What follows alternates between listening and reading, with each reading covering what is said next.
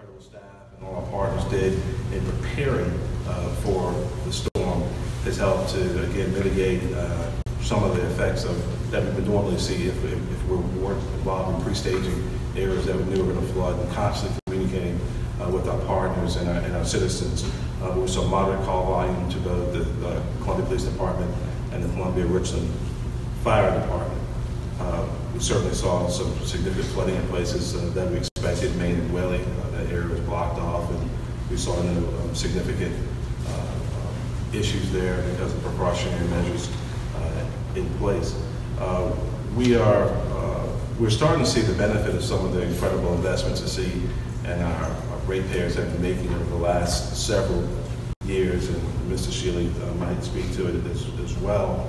But over the last 5 years, the city has invested over $100 million in 4 specific sewer-related infrastructure projects. Today, those projects save the city about 20 million gallons of spillage for reaching rivers and streams. So these types of smart investments in our infrastructure and our city are paying off for the long term. Proud to be joined by our entire team here. We'll go ahead and let everyone do their traditional updates. I'm also joined, of course, by our educational leaders as well. We call this one just as quickly as we call all the others. Several of our partners have been conflicts. Everyone seems to be very happy with the results. We're fortunate.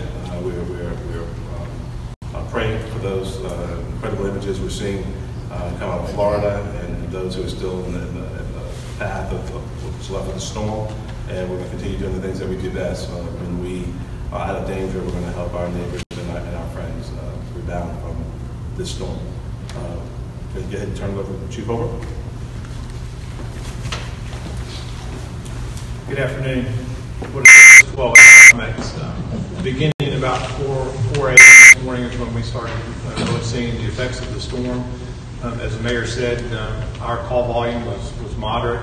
We answered 254 calls for service during the storm. We responded to 14 vehicle accidents, and that really is a fairly normal day for us.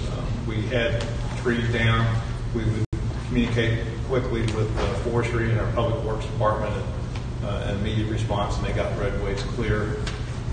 The sheriff asked that we share that they had similar experience, responded to a number of trees down in roadways, but they were quickly cleared. The pre-staging barricades at our areas we know are prone for high water worked remarkably well. We didn't have any water incidents, and we really appreciate the response we get from our citizens when we ask for their assistance. They really seem to pay attention and listen to our words of caution. And it was a great team effort today, and I'm glad to be part of that team. Thank you. Chief James. Good afternoon. I'll call volume between the hours of 5 and about 9 went about 57 calls. And at the end of the day, we ran about over 100 calls between 4 o'clock and 4 o'clock. So again, we're glad that the public did take heed to what the safety measures that we were giving out to make sure you don't take care of the safety as far as candles and generators and stuff like that. We ran several calls, several power lines down, and several trees down as well. We also ran moderate smoke inside the structure due to electrical problems that they were having. But one call we ran was on Grand Avenue, where we had a tree actually fell on the house. And until that was the guy was pretty fortunate because the bed that he usually lay in, that's where the tree fell, but he happened to not be in the bed at the time. But it was a good collaborative effort between the fire department, the Columbia Police Department, and forestry, as we had to extricate the person out of the house. So we're glad that he came out with just moderate, non-life-threatening injuries. So we're just glad that, again, that the public just gave heed to the warnings. Thank you. Assistant City Manager Ken Shealy, Columbia Water.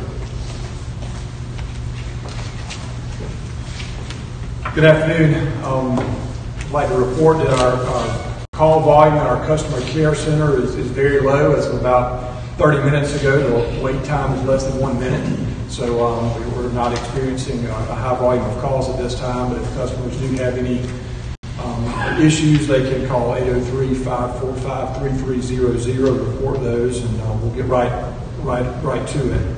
On the drinking water side, we fared very well. We didn't have any service interruptions that we're aware of. We had a few minor power outages that were quickly resolved. Our Columbia Canal is in great shape, and so things are looking really good there.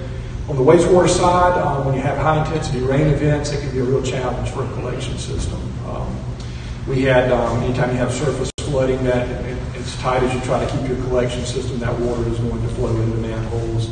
And so at our wastewater treatment plant, we did fare well, but we saw our flows increase from around 40 million gallons a day up to 120 million gallons a day in less than 6 hours. So it was a very steep rise in our flow rate there, but our staff handled that very, very well.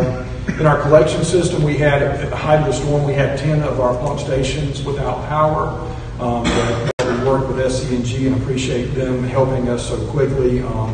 As of about an hour ago, we had 3 stations still without power. One was running on generator power, one off a diesel pump, and the other were pumping and hauling to make sure we don't have any wastewater escape the collection system there. During the height of the storm and the peak rainfall events and the inflow that happens with that, we did have 5 sanitary sewer overflows.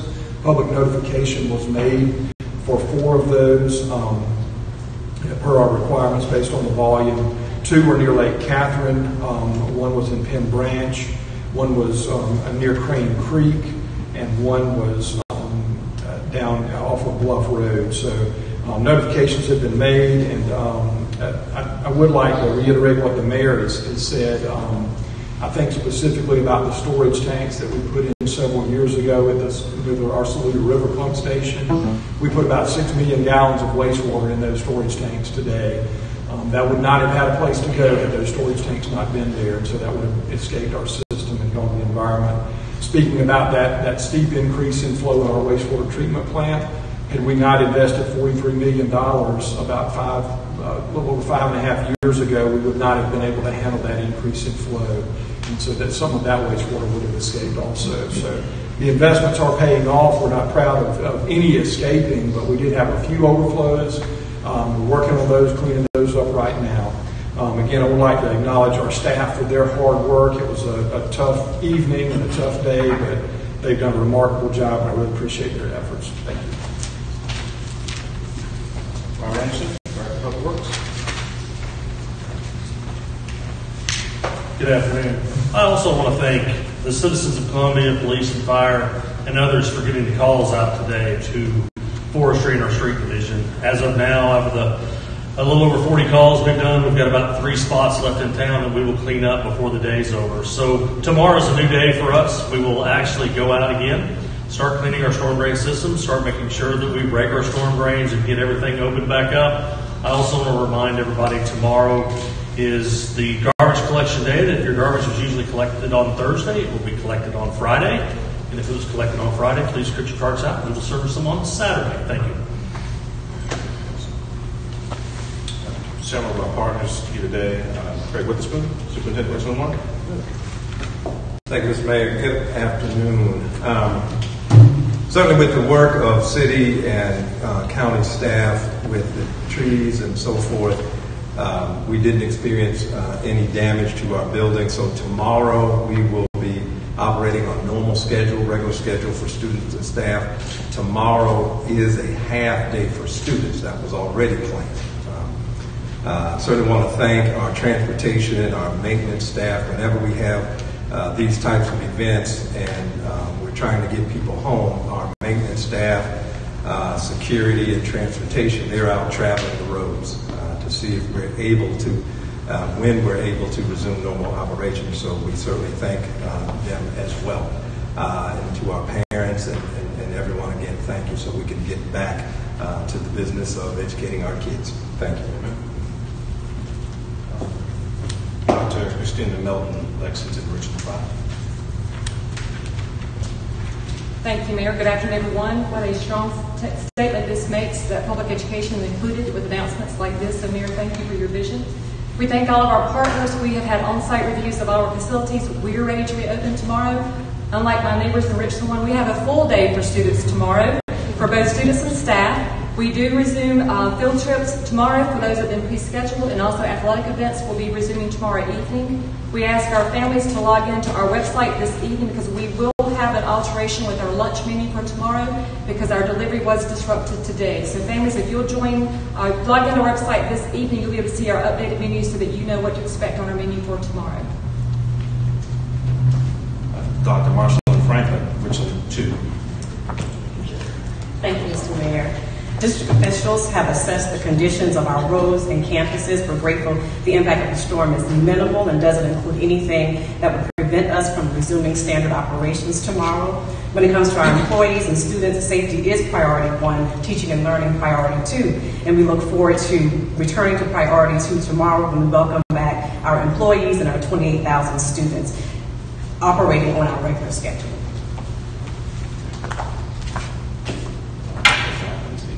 John Andrew, comment? Thank you, Mr. Mayor. The comment, we're grateful for the work that the city was able to do and the county as it relates to the roadways. We did suspend service earlier this morning due to high winds and some congested roadway conditions. We did resume service at 11 a.m. and we are going to continue to have regular service tomorrow. If passengers need further information, they can contact us at 803-255-7100 for route and schedule information.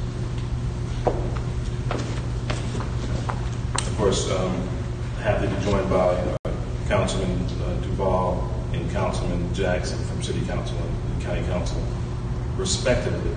And Dalton Treasurer always here on behalf of Congressman Clark. Thank you so much.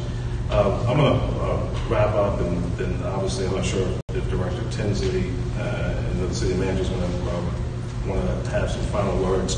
I want to thank the two of them specifically, Teresa Wilson and Eric Tinsley, the incredible work that they do, the constant communication, the constant sharing of needs and desires, the clear roles and responsibility everyone plays, focused on the very simple goal of keeping our citizens safe and alive and doing everything we can to protect public infrastructure and private property. It doesn't just happen.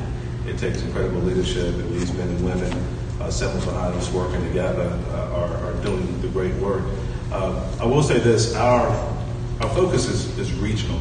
If you've had an opportunity to sit on some of the calls that we've had, we're not just talking about what happens in the four corners of the city of Columbia, but really aggressively trying to understand how lives are being impacted in this region, but also in other parts of the country as well.